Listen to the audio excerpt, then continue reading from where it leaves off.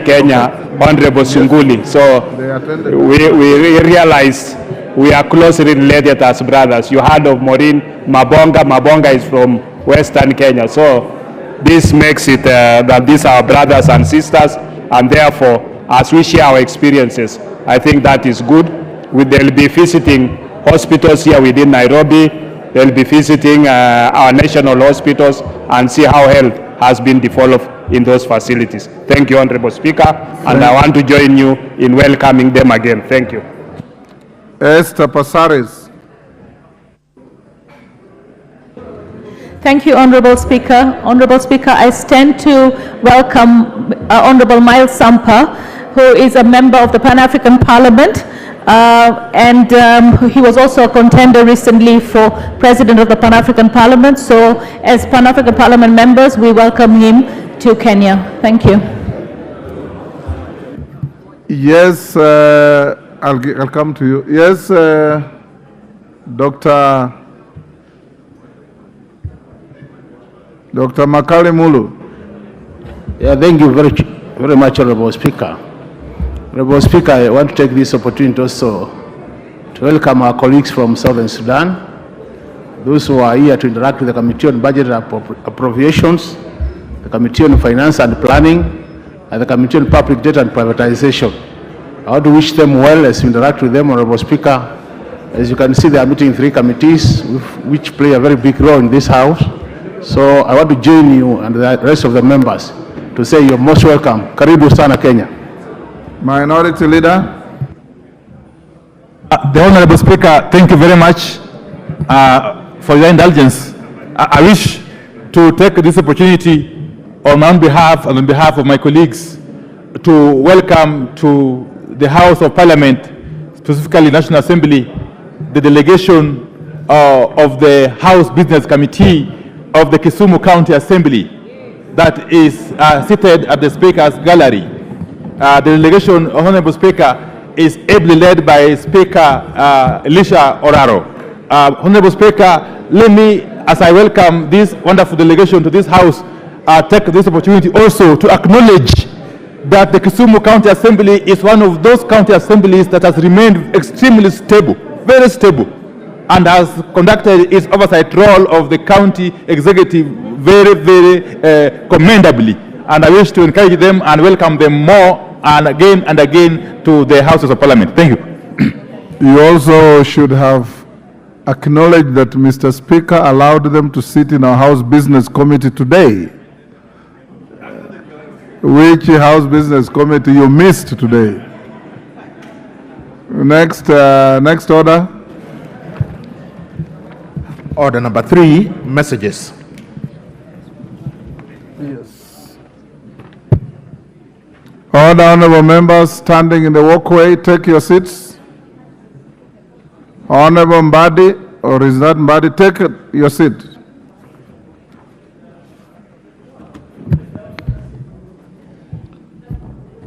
Honorable members, allow me to deliver a message from the Senate on the passage of 5 bills by the House of Senate. Honorable members, pursuant to the provisions of Standing Order 41-4 of the National Assembly Standing Orders, I wish to report to the House that I've received 5 messages from the Senate regarding the passage of 3 Senate bills and 2 National Assembly bills. The 5 messages convey that on 21st March 2024, the Senate considered and passed with amendments 1. The Coffee Bill, Senate Bill number 10 of 2023. 2. The Prevention of Livestock and Produce Theft Bill, Senate Bill number 12 of 2023. 3. The Parliamentary Powers and Privileges Amendment Bill, Senate Bill number 37 of 2023.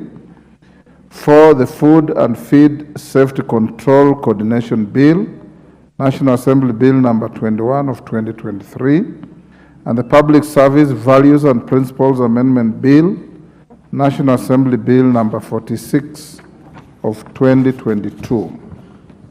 Honorable members, the Coffee Bill, Senate Bill number 10 of 2023, 6, to provide for the establishment of the Coffee Board of Kenya and the Coffee Research and Training Institute, provide for the roles of the national and the county governments, and the regulation, development, and promotion of the coffee industry in the country.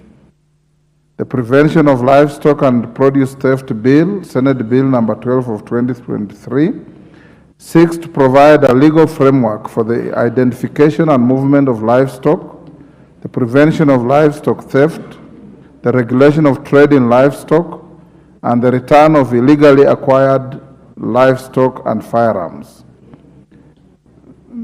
The Parliamentary Powers and Privileges Amendment Bill, Senate Bill number 37 of 2023, proposes to amend the Parliamentary Powers and Privileges Act to give effect to Article 125 of the Constitution by operationalizing the powers of arrest by Parliament and Article 50 of the Constitution on the right to a fair hearing.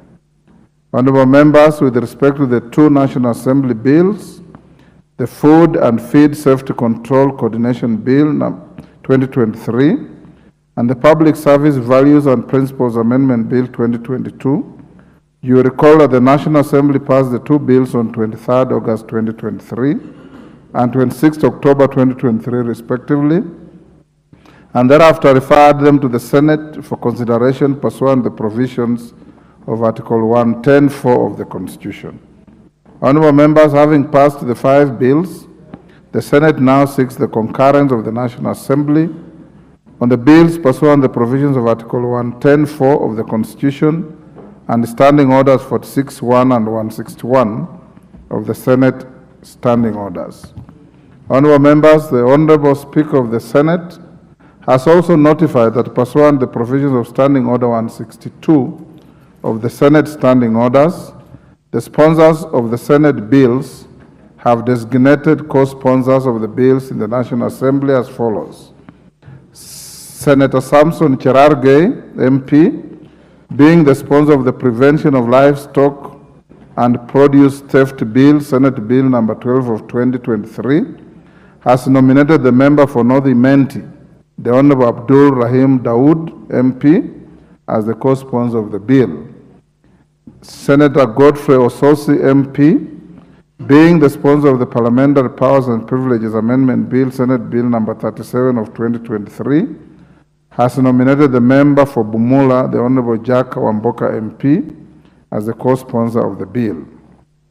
Honorable members, whereas the chairperson of the Standing Committee on Agriculture, Livestock and Fisheries, being the sponsor of the Coffee Bill, Senate Bill number 10 of 2023, has nominated the member for Kirinyaga County, the Honorable Jane Njeri Maina, MP, as the co-sponsor of the bill. I'm aware of a prior arrangement and agreement between the National Assembly leader of the majority party and the Senate majority leader on the marshalling for consideration of the said bill. So for the record, the two leaders agreed that the bill would be sponsored by the majority party once it gets to the National Assembly. This is to ensure that the bill is prioritized and considered in an expedited manner since it's emanated from the executive.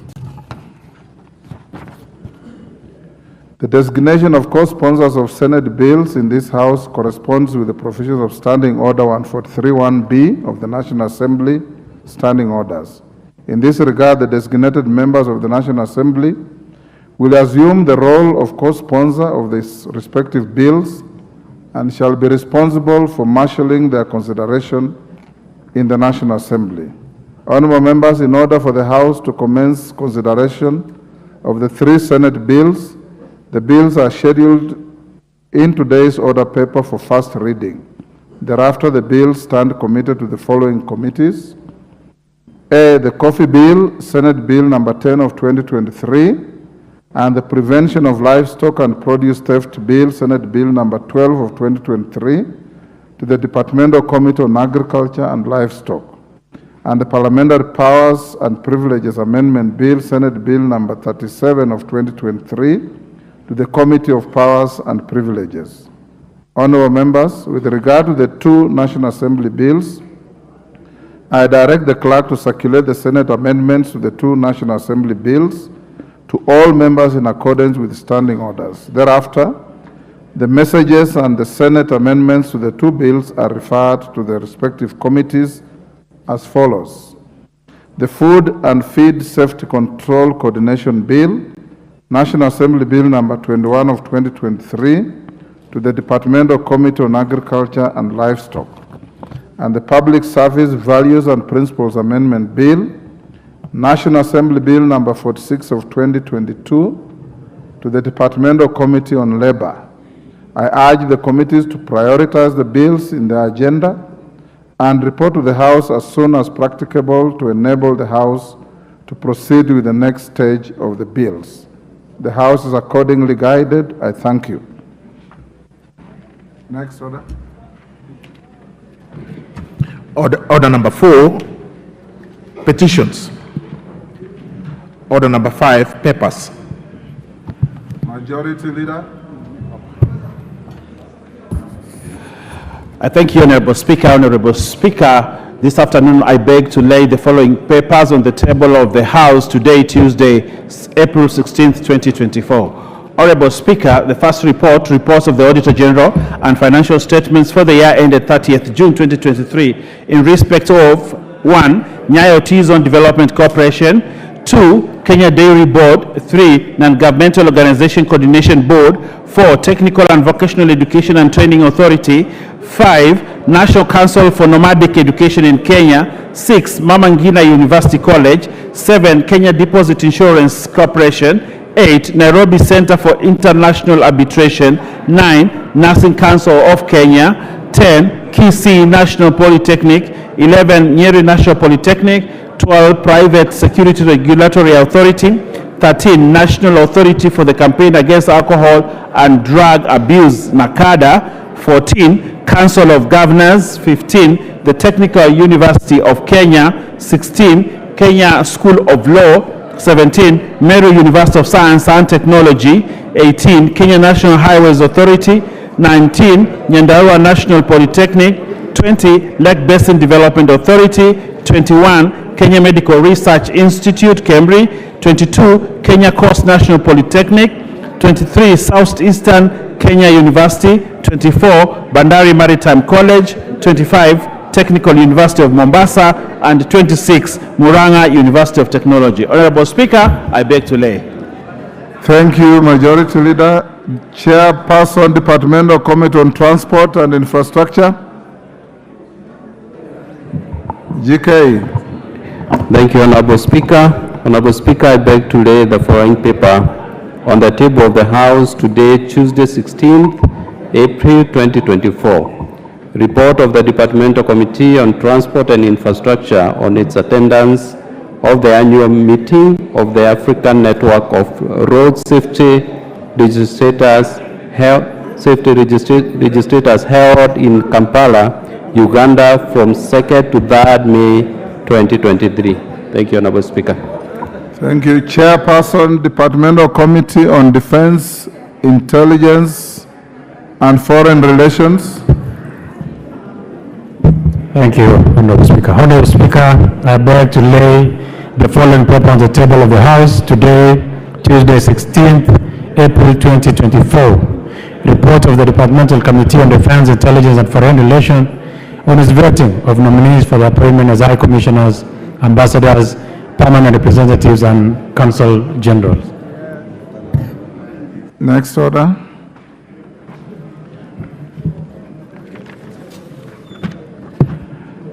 Order number 6, notices of motion.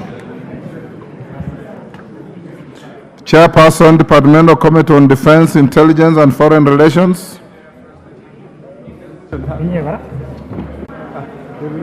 Give your notice of motion. Report on the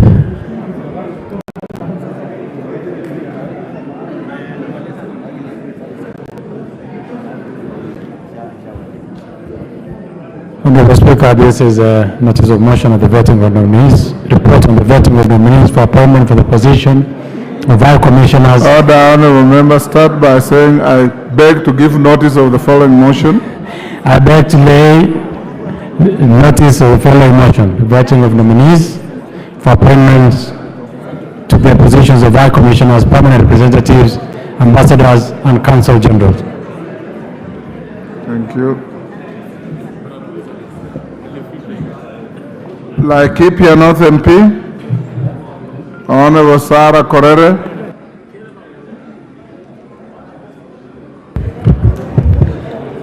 Thank you, Honorable Speaker. Honorable Speaker, pursuant to Standing Order 331, I rise to seek leave for the adjournment of the House for the purpose of discussing a definite matter of urgent national importance regarding the escalating state of insecurity in Laikipia County and specifically Laikipia North constituency. Honorable Speaker, over the past 2 months, Laikipia has been battling with rampant and widespread cases of insecurity. As a result, the community has been affected adversely by the myriad cases of banditry leading to loss of life, displacement of residents, massive destruction of property.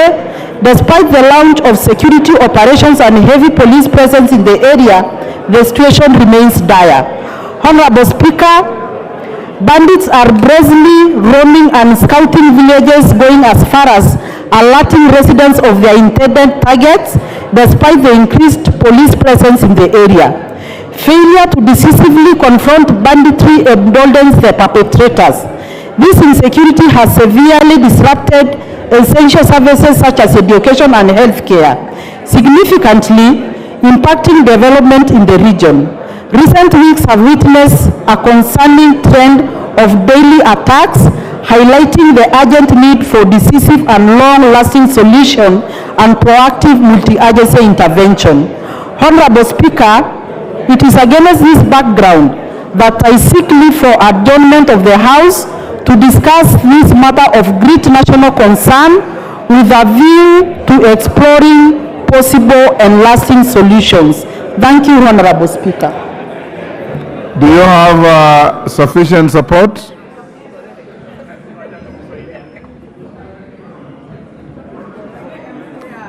Honorable members, in fact, take your seats.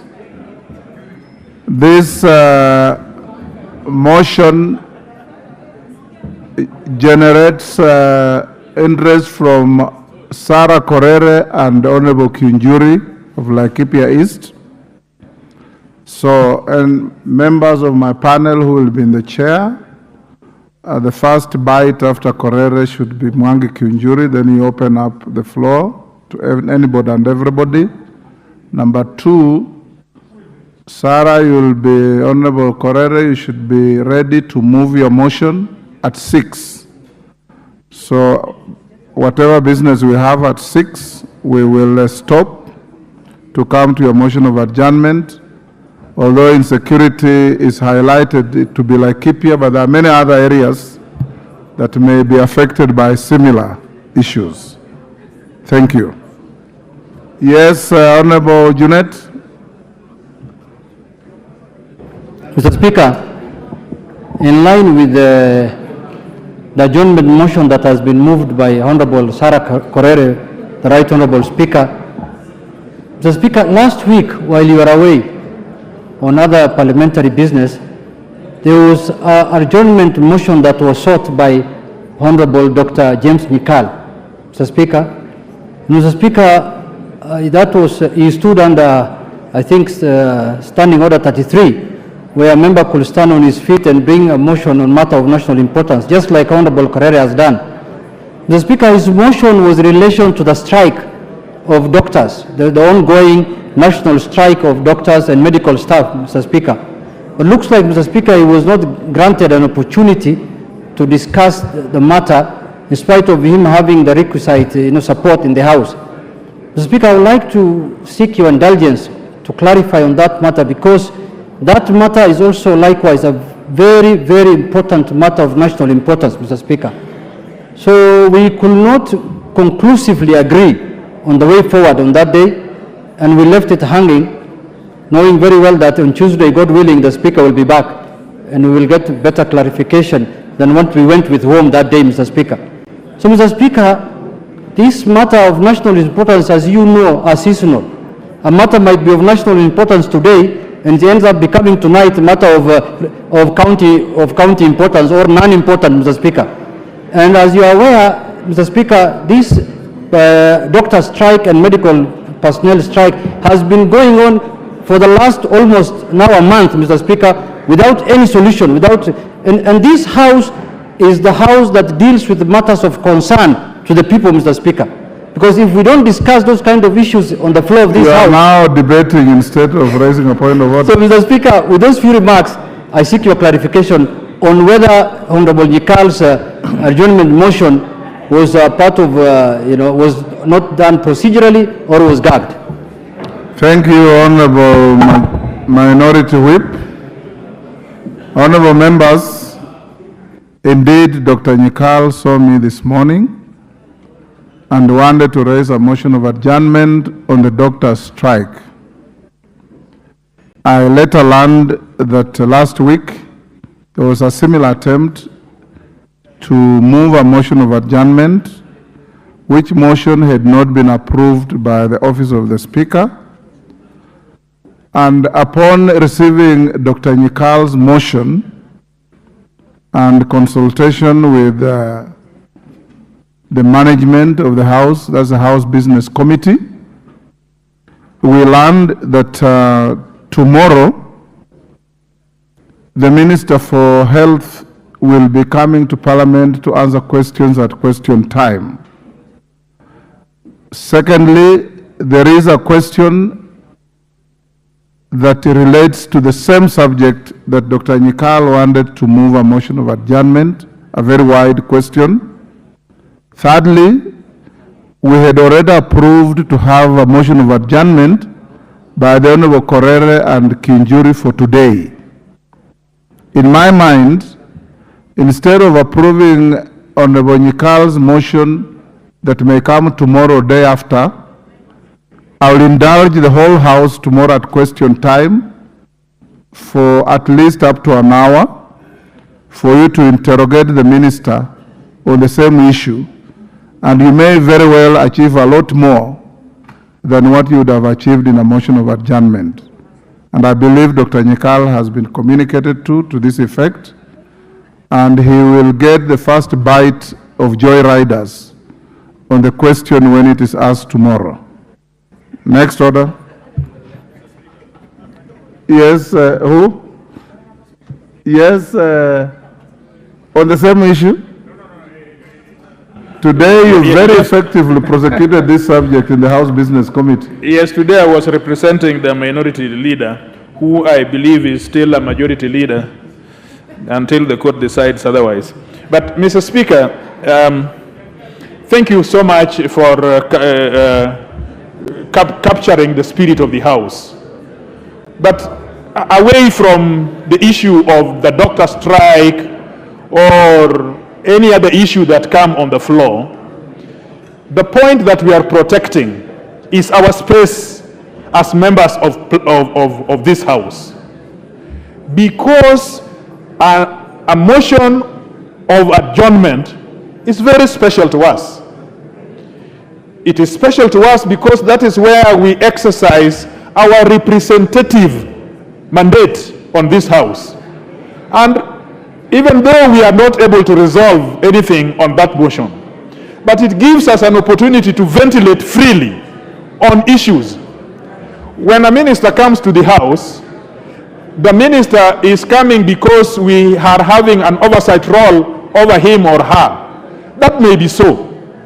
But the space and the special space of this adjournment motion must never be clouded under issues of politics or the issues of the day. Because, Mr. Speaker, in your absence, a temporary speaker made a decision, which you are now aware, that when proceedings are taking place either in committee or some other place in the presence of Parliament, that the plenary is unable to interrogate and discuss those issues.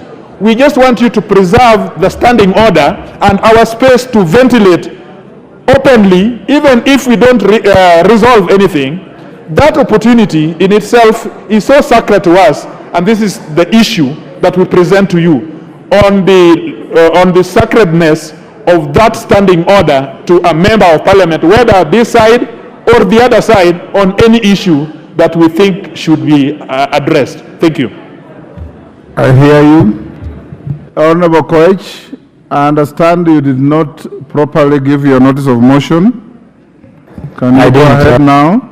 Honorable Speaker, my apologies. Honorable Speaker, I beg to give the notice of the following motion, that taking into consideration the findings of the Departmental Committee on Defense, Intelligence and Foreign Relations in its report on the vetting of the nominees for the appointment as High Commissioners, Ambassadors, Permanent Representative and Consul Generals, laid on the table of the House on Tuesday, 16th April 2024, and pursuant to provisions of Article 132E of the Constitution, Section 22 of the Foreign Service Act 2021 and Section 3 and 8 of the Public Appointments Parliamentary Approval Act 2011, this House approves the appointments of the following persons as High Commissioners, Permanent Representatives, and Ambassadors.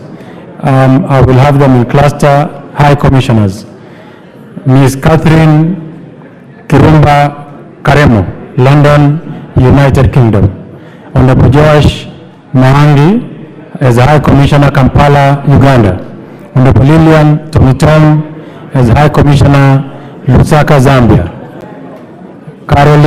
Ms. Caroline Kamene Daudi as High Commissioner, Ottawa, Canada. Lieutenant General Peter Mbogo Njiru as High Commissioner, Islamabad, Pakistan. Ambassadors: Honorable Fadi Otieno Outa, Cairo, Egypt. Professor Anne Kisaka Nangulu, Dakar, Senegal. Mr. Timothy Kaluma Mcharo, Algiers, Algeria. Honorable Christopher Andrew Langat, Abidjan, Cote d'Ivoire. Mr. Jessica Mudhoni Gakinya, Rabat, Morocco. Honorable Alima Yusuf Mucheke, The Hague, Netherlands. Mr. David Kiprangat Kerich, Washington, D.C., USA. Ms. Evelyn Mwenda Karisa, Havana, Cuba. Dr. Peter Mutuku Mavuki, Moscow, Russia. Ambassador Moi Lemushira, Tokyo, Japan. Mr. Kenneth Milimo Nganga, Abu Dhabi, UAE. Lieutenant General John Amangi, Tehran, Iran. Mr. Abdi Adam Korio, Muscat, Oman. Permanent Representatives: Ms. Gertrude N. Angote, United Nations Environment Program, UNEP. Ms. Grace Atieno Okara, United Nations Habitat. Dr. Fancy Tor, Ambassador and Permanent Representative, Geneva. Mr. Kitala Erastus Locale, United Nations, New York. Consuls General: Mr. Ezra Chiloba, Los Angeles, USA. Mr. Adan Mohammed, Jeddah, Saudi Arabia. Mr. David Iboko Lokemer, Dubai, UAE. And two, that rejects the appointment of Mr. Charles Giringi Keiru as Consul General, Goma, Democratic Republic of Congo. And three, resolves that henceforth Consuls Generals should undergo vetting after their nomination by appointing authority, and that the appointing authority recalls the serving Consuls General not voted for the vetting and approval by the National Assembly. Thank you. Thank you, Honorable Koech. Honorable members, as we go to order number 8, allow me to rearrange the business on the order paper a little. Let's do order number 9, 10, and 11 being first reading. Then we come back to order number 8 for the mover to reply on the motion on NGCDF Vihiga County. Clerk.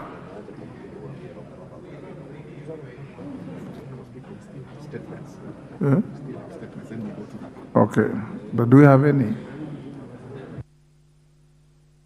Call out the order number 7 first. Order number 7, questions and statements.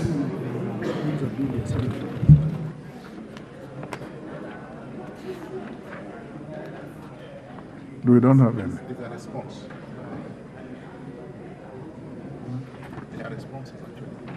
Under number 5. Chairperson,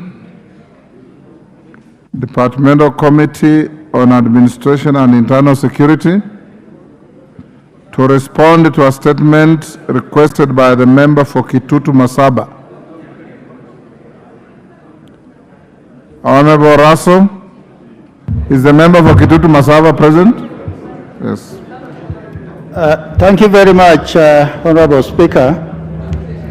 Honorable Speaker, I wish to respond to statement on the delayed release of autopsy report of the late Inspector Walter Nyamato.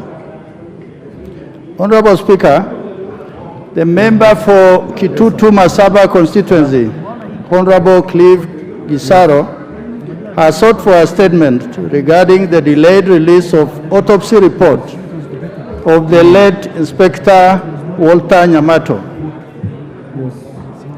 The honorable member particularly sought to be informed, 1, under what circumstance did National Police Service dispatch officers from the Kenya Police Service, including the late Inspector Walter Nyamato, to the Republic of Haiti despite a High Court order barring the government from deploying Kenya Police Service officers to the said nation.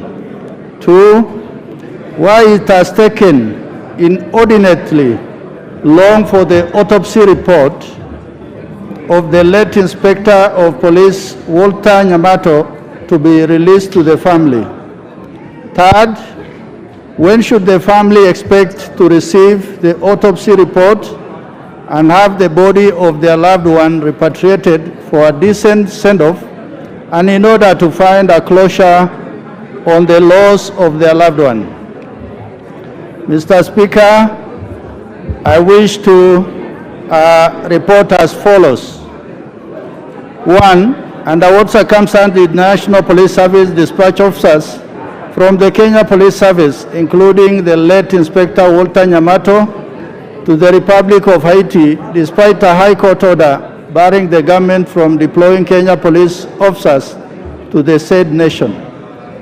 Honorable Speaker, the late Chief Inspector of Police, personal number 2008-070-300, Walter Nyamato, was employed on 4th April 2008 as an Administration Police Service officer and has been in active service until his unfortunate demise.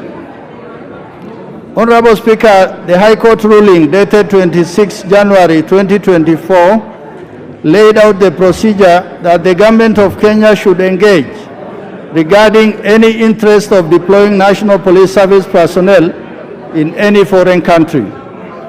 Pursuant to the court ruling, the late officer was among the team of Kenyan officers who traveled to Washington, D.C., USA for a consultative meeting on the process to be undertaken in ensuring strict conformity with the legal requirement prior to such deployment. Therefore, the late officer was neither traveling to Haiti as alleged, nor did the National Police Service deploy any advance team to Haiti as purported. I wish to table copies of airplane ticket. Thank you, Honorable Russell. Clive? Honorable Speaker, it is continuing. Okay. Why it has taken inordinately long time for the autopsy report. Honorable Speaker, the late officer died in a foreign country, United States, which prompted the need to establish the cause of his unfortunate death before the body could be flown back to Kenya. Upon completion of the autopsy, the report shall be given to the family in conformity with the Kenyan laws and on the right of privacy. the family of the late shall be given the medical report without arbitrarily being deprived of the same as guaranteed by Article 31 of the Constitution. This shall be done in a manner to ensure that authority releasing such information does not contravene the family's fundamental rights under the Constitution, which guarantees their inherent dignity. Finally, Mr. Speaker, the honorable member asked when should the family expect to receive the autopsy report and have the body of their loved one. Mr. Speaker, the body of the late officer arrived in the country on 7th March 2024 and was received by the family in the company of senior officers in the National Police Service. He was laid to rest on 15 March 2024 at his home in Nyamira County. The autopsy report shall be available to the family once received from the U.S. Thank you, Honorable Speaker. Thank you, Honorable Russell. Clive, do you have any issue with the statement which you requested? Thank you, Honorable Speaker. However, much I may not be very much satisfied with some of the responses given. On the first item, they have tried to answer the question of the mission in which the Officer Nyamato was involved in. Yes, he was not destined to Haiti, but the discussion and the agenda of his trip had to do with sending our police officer to Haiti, which I do believe is open for a wider discussion. On the second and third question,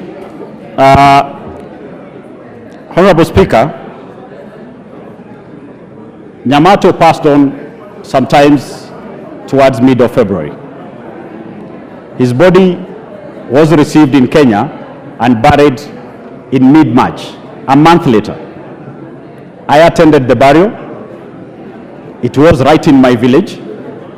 Honorable Speaker, as we speak today, a month later after the burial, the family is yet to receive the autopsy report. I didn't seek a statement on who did what. My statement was on what was the cause of the death of Inspector Nyamato. So if we are saying that 2 months later, the government does not know what killed its officer, whether it was a heart attack, whether it was a stroke, whether it was poisoning, that is all we want to know, what led to the death of Inspector Nyamato. Mr. Speaker, 2 months down the road, the government is waiting for a response from the United States of America. This leaves a lot of questions, more than the answers given. Thank you, Honorable Speaker. Honorable Russell, do you have the autopsy report? Thank you, Honorable Speaker.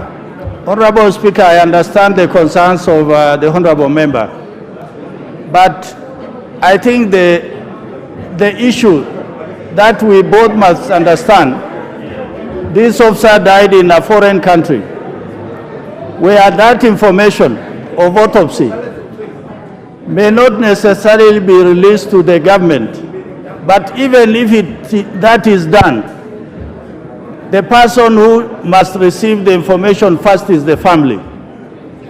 I think the response by the Honorable Minister is very clear, that we must respect that the family must be given this information in confidence.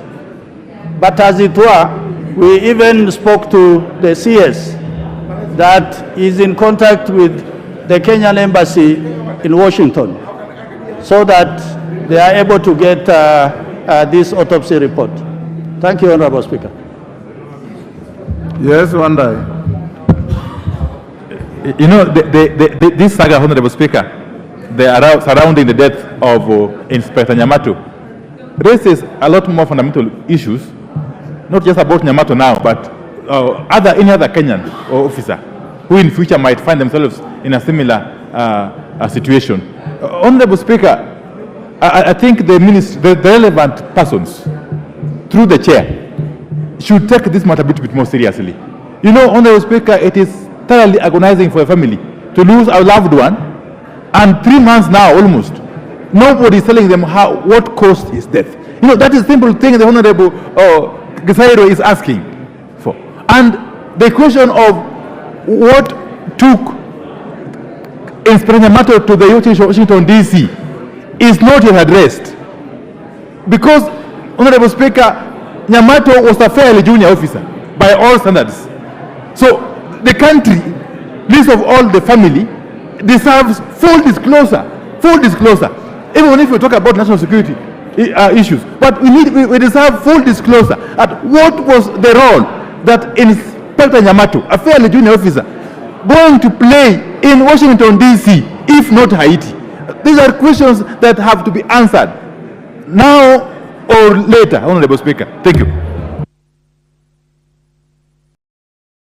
Yes, Dado. Thank you very much, Honorable Speaker. I think as a committee, we'll take it upon ourselves to make sure that we get the autopsy report as soon as possible. Thank you, Honorable Speaker.